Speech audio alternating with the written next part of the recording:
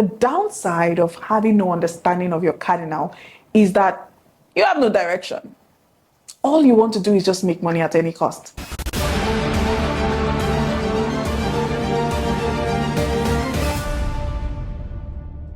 Sequel to our previous episode of a successful business model, where we talked about the 4 cardinals and its importance for choosing a business model that would work for you. Understanding the business you serve requires you to have some self-awareness, your method, and your center.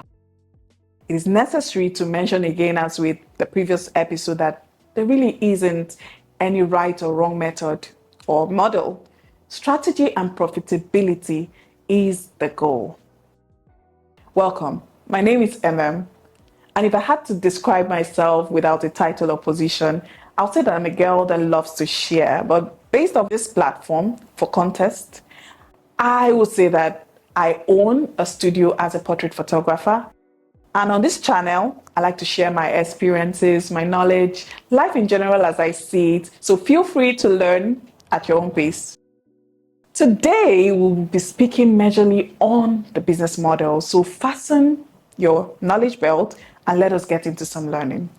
In the previous video on business models, which if you haven't yet seen, please pause right now, go back and watch it and come back for this one.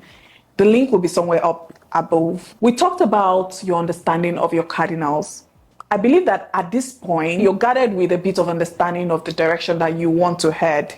So it's not like you're going to be taking a bus to Abuja when in fact you're going to Lagos. I believe that the knowledge of your cardinal will give you a clear understanding of your wants, your need, the business that you want to serve. The downside of having no understanding of your cardinal is that you have no direction. All you want to do is just make money at any cost, which in turn will leave those desperation vibes everywhere. So my friend, this is a risky business to do that. Like any business without a technique, you're exposed and you can run into big issues over time.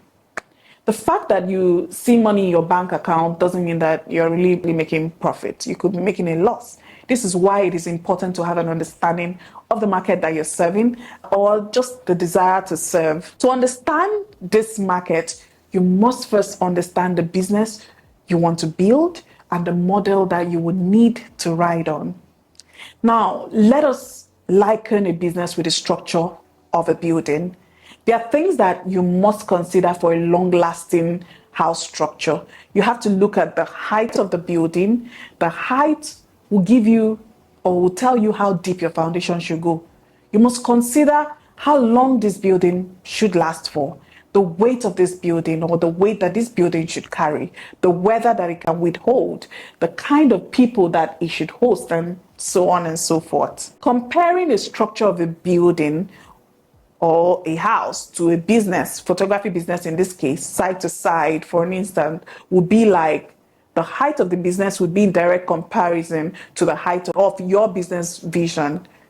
You have to determine how much you want to invest in knowledge of your business. In the terms of the building, you have to note how long do you want this business to hold for? Or do you want this building to stand for? Is it going to stand for 100 years or for 300 years? Then in business, you have to ask, how long do you see this business lasting for? Is this business going to be a transgenerational business or just a business that you want to do for a few years and move on to something else? In the business part, you want to ask, what business model is this business or can this business ride on? In the building of the house, you have to consider the weather, the climate, whereas in building a business, you have to think about the possible challenges that your business could face.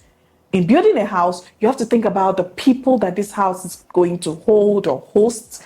Likewise, in business, you have to consider the kind of client that you want to cater to or attract.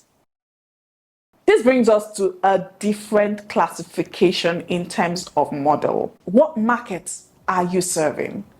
What price identification model do you want to use? There's the budget, also known as the low budget, the mid, the luxury, and the premium market. These are the common market classification when it comes to business price model. So as an entrepreneur, the business or the model you want to identify with would be determined by the goals or what you're actually comfortable standing at for your business.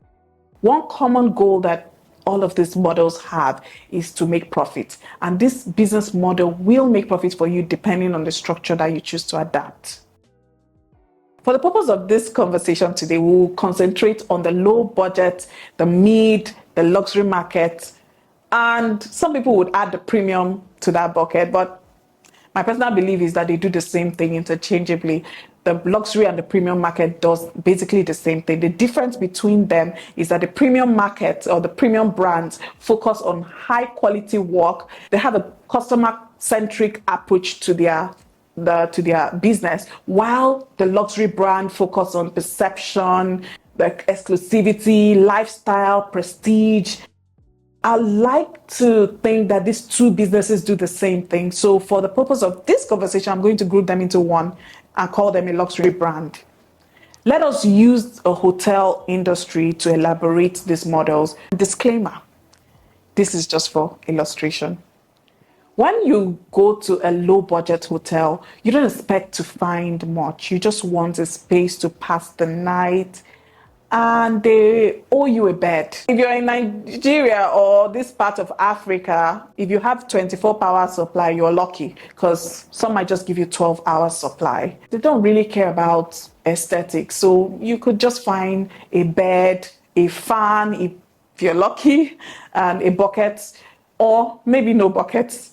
And they're not big on service providing. They deal with the basic. You now move to the mid-budget hotels.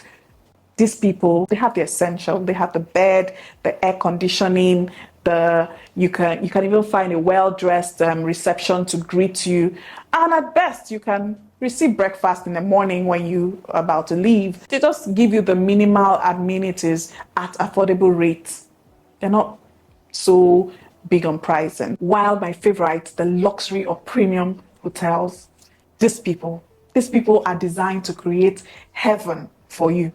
They play with your senses when it comes to luxury.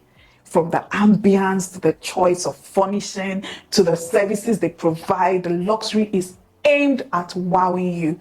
They want you to keep saying, wow, wow, wow. From the moment you enter the hotel, and some of these hotels even have tour amenities, concierge services.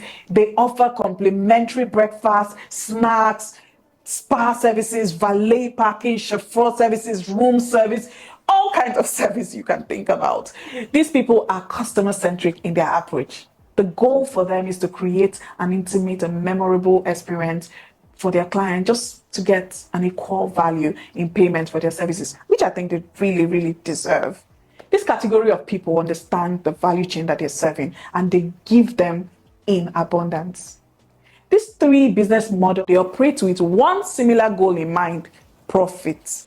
It just depends on the approach that you're equipped to follow. You can follow any one, and there is none that is wrong.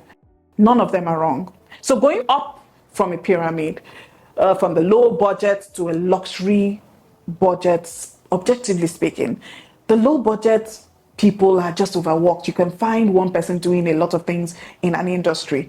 They are really, really overworked. They operate on the largest customer base, which is, they operate on quantity, numbers. The number of people that enters into the business is what matters for them. They compete on pricing. They want to know what the competitors are charging in order to put their pricing.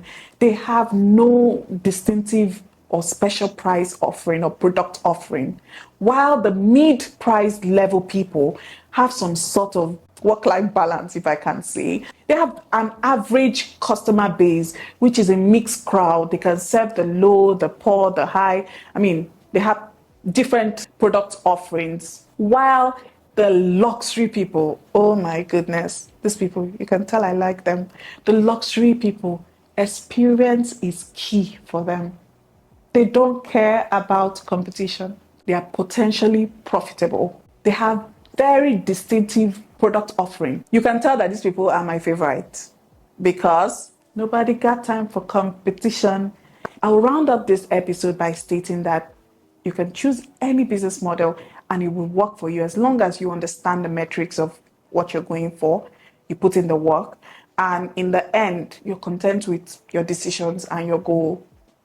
With your cardinal in place, you can achieve the success your business requires or deserve. See you next time on this space. Please share, like, and subscribe. Bye for now.